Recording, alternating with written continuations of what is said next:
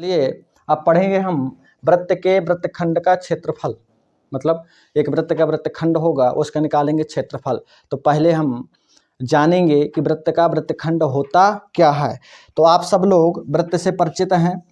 आपको मालूम है कि वृत्त के मध्य में क्या होता है, केंद्र होता है। मुझे उम्मीद है कि आप वृत्त की जीवा को जानते होंगे। जीवा क्या होती है, नहीं जानते तो समझिए, वह रेखा जो वृत्त को किन्हीं दो बिंदुओं पर क्या करे, प्रतिच्छेद करे, वृत्त की जीवा कहलाती है। अगर मैं इसका नाम दे दूं ए और इसका नाम क्या दे दूं बी, तो ये क्या कहलाएगी, वृत्त की जीवा कहलाएगी। इसी से संबंधित है आपके वृत्त का वृत्तखंड। क्या संबंधित है आपका, वृत्त का वृत्तखंड। अगर हम वृत्तखंड की बात करें तो आपके सामने एक क्या है, वृत्त है मान के चलिए। वृत्त का ये क्या हो गया, आपका केंद्र हो गया, जिसे हम कहा है ओ से निरूपित करेंगे।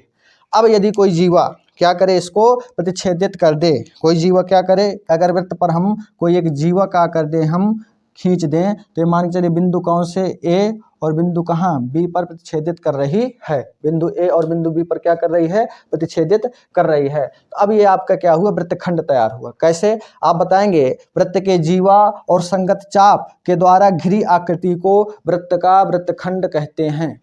क्या कहते हैं, हमने कहा वृत्त की जीवा और वृत्त के संगत चाप से घिरी आकृति को वृत्त का वृत्तखंड कहते हैं। तो आप देखेंगे यहाँ पर जो ये पूरा का पूरा एरिया है आपका, ये पूरा एरिया ये क्या कहलाया, आपका वृत्तखंड कहलाया। तो अगर ये वृत्तखंड है तो आपका ऊपरी मतलब ऊपर का हिस्सा भी क्या है आपका एक वृत्तखंड का हिस्सा कहलाएगा। कैसे, वो भी आप समझिए। मान के चलिए क्या है, पूरा का पूरा वृत्त है। वृत्त पर क्या है आपका केंद्र ओ है। आपने कहा यही ए बी एक जीवा आपने कहा खींच रखी है। तो हो सकता है कि प्रश्न ऐसे भी बन जाए क्या, कि हमने कहा वृत्तखंड की परिभाषा क्या दी, कि वृत्त की जीवा और संगत चाप के मध्य घिरी आकृति को वृत्त का वृत्तखंड कहते हैं। तो आपको मालूम है कि ये क्या हो गया, जीवा, वृत्त की जीवा हो गई, और जीवा का ऊपरी हिस्सा ये संगत चाप हो गया। इसका नाम का कुछ हम दे देते, मान के चलिए यहाँ पर क्या है, एम है, यहाँ पर एक संगत चाप दे रहा हूँ एन। तो जीवा क्या कहलाए, जीवा क्या हो जाएगी यहाँ पर ए बी, और संगत चाप का हो जाएगा ए एन बी। क्या हो जाएगा, ए एन बी। यहाँ पर चर्चा करते हैं। तो यहाँ पर अगर देखा जाए तो संगत जीवा ए बी हो गई और संगत चाप क्या हो जाएगा, ए एम बी। अर्थात यहाँ पर भी आपके सामने कहा है एक वृत्तखंड बनेगा। ये भी कहा है एक पूरा का पूरा आपका वृत्तखंड है, अर्थात वृत्त का टुकड़ा है, यानी हिस्सा है। अब चर्चा चली कि वृत्तखंड हमें दो मिल गए, एक छोटा एक बड़ा।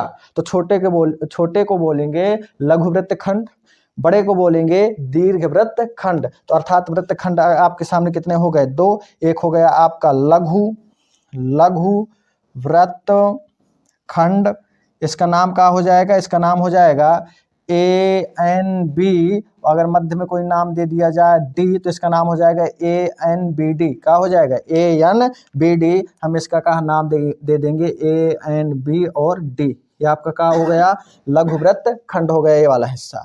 दूसरा हिस्सा आपका क्या है, दीर्घ वृत्तखंड। क्या है, दीर्घ वृत्तखंड। क्या है, दीर्घ वृत्तखंड। इसका नाम क्या हो जाएगा, इसका नाम हो जाएगा, यहाँ पर अगर कुछ नाम दे दें, हम का डी ही दे दें, तो आपका हो जाएगा ए एम बी डी। क्या हो जाएगा, ए एम बी डी। ये पूरा एरिया आपका क्या कहलाएगा, ए एम बी डी आपका कहलाएगा दीर्घ वृत्तखंड। क्या कहलाएगा, दीर्घ वृत्तखंड। मुझे उम्मीद है कि आप लोगों को समझ में आया होगा कि लघु वृत्तखंड क्या है, दीर्घ वृत्तखंड क्या है।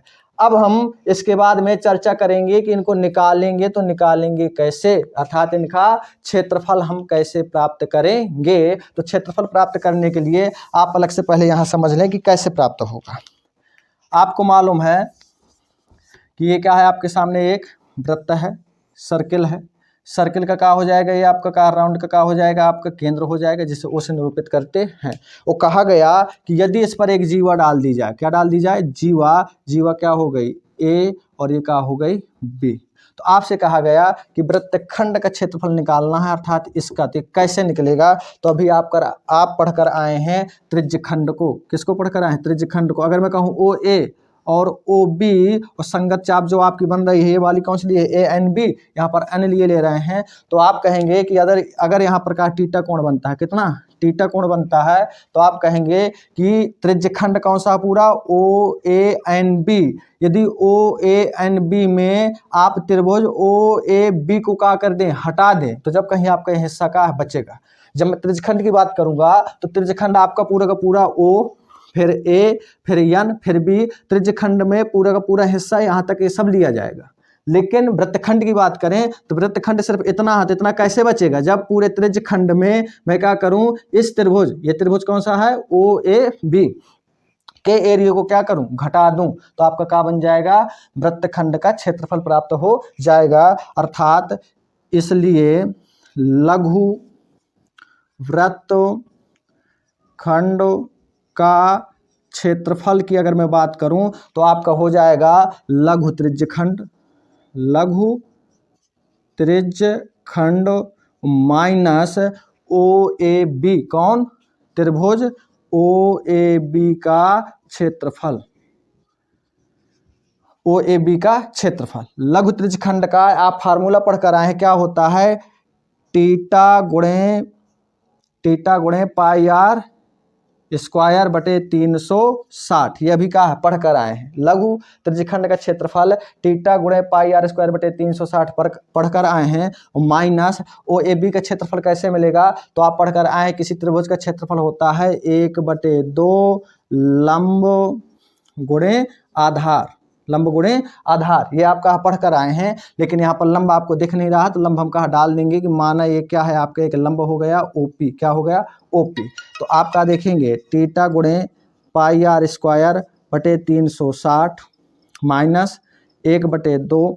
अगर मैं लंब की बात करूँ तो लंब यहाँ पर आपका एपी बनेगा, क्या बनेगा, एपी। पूरे त्रिभुज का क्षेत्रफल लेना है तो मुझे रखना पड़ेगा 2ab, क्या लिखना पड़ेगा 2AP। और अगर कोई आधार की बात करूँ तो आधार आपका कहलाएगा यहाँ पर, आधार आपका हो जाएगा OA, OP का हो जाएगा OP, आधार आपका क्या हो गया, OP हो गया। तो आप देखेंगे टीटा गुणे पाई आर स्क्वायर बटे 360, और एक का है ट्रिग्नोमेट्री का उपयोग करते हुए इसका जब मैं मान निकालूंगा तो मान आपका आएगा r square sine theta by 2 into cos theta by 2, ये आपका मान निकलेगा।